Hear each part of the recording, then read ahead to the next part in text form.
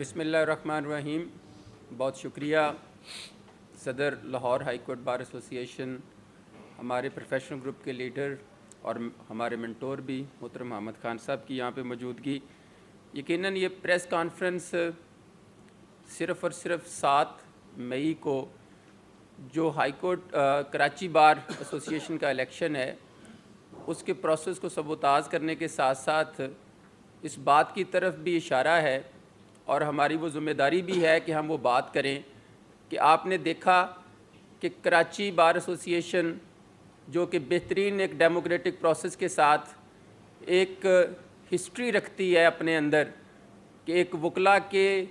Vote का जिसको वो सही हकदार समझते हैं उसको वो वोट देते हैं और कराची बार एसोसिएशन में वो उनके नुमाइंदे की हैसियत से ना सिर्फ वेलफेयर ऑफ बार के लिए काम करता है बल्कि कॉन्स्टिट्यूशन की ज़िम्मेदारी जो हिफाजत की है उसको भी वैसे तरीके से निभाते रहे हैं। पिछले कुछ सालों से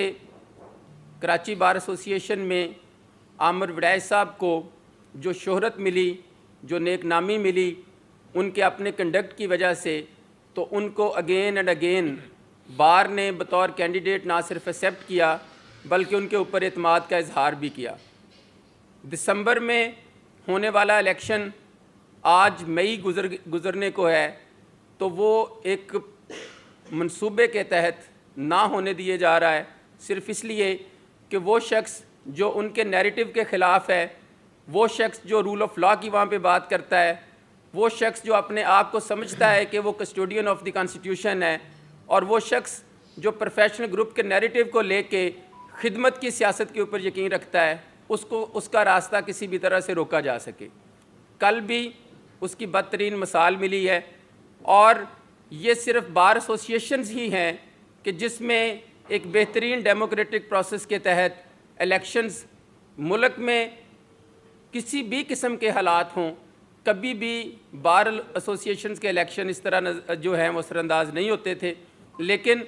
पिछले कुछ सालों से आप देखें कि जिस तरह एक दौर था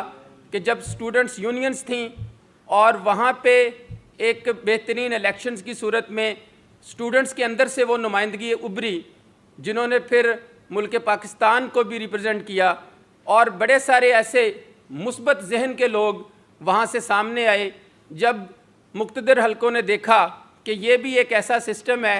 कि जिसमें मुल्क कौम के लिए एक बेहतरीन लीडरशिप मुयस्सर आ सकती है,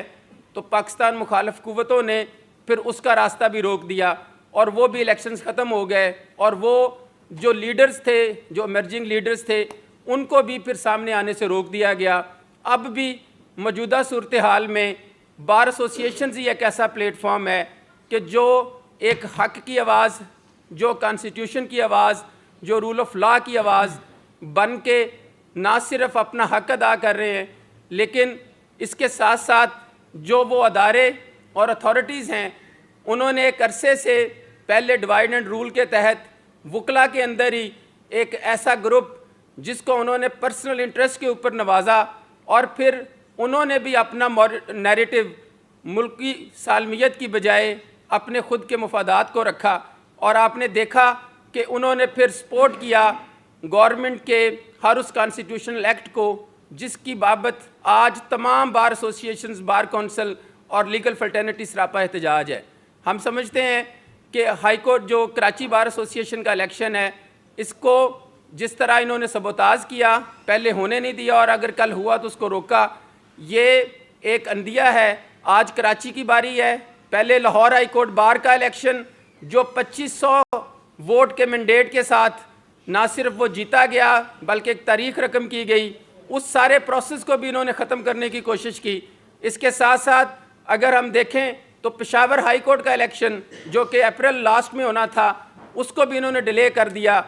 बहुत सी ऐसी बार एसोसिएशन पंजाब की हैं कि जहाँ पे इनकी तरफ से जो इनके फेवरेट कैंडिडेट्स थे वो नहीं जीत सके तो उनके रिज़ल्ट्स रोक लिए गए। ये सारी जो सिचुएशन है वो इस बात का अंदिया देती है कि ये ग्रुप जो इस वक्त मुसल्लत है हम पे, वो ये चाहते हैं कि इस्टेब्लिशमेंट के हाथों बार के अंदर ये जो बेहतरीन डेमोक्रेटिक प्रोसेस है इलेक्शन का, इसका भी कला कमा कर दिया जाए और ना इलेक्शंस हो, ना बार की नुमाइंदगी हो, ना बार एसोसिएशंस हों और ना ही कोई बंदा कानून के आइन के मुहाफ़िज़ के तौर पे अपना हक़ अदा कर सके। लेकिन ये इसमें नाकाम थे, ये इसमें नाकाम होंगे। हम लाहौर बार एसोसिएशन के प्लेटफॉर्म से भी, Lahore high court bar association के प्लेटफॉर्म से भी इस बात का इनको अंदिया देते हैं कि ये होश के नाखून लें। ये इलेक्शंस वकला एक अपनी बेहतरीन काज के लिए अपने नुमाइंदे चुनते हैं। इसको इस तरह अगर इन्होंने जनरल इलेक्शंस की तरह लेके चले तो फिर ये सिस्टम नहीं चलने वाला, और यहाँ पे फिर जो इंतशार होगा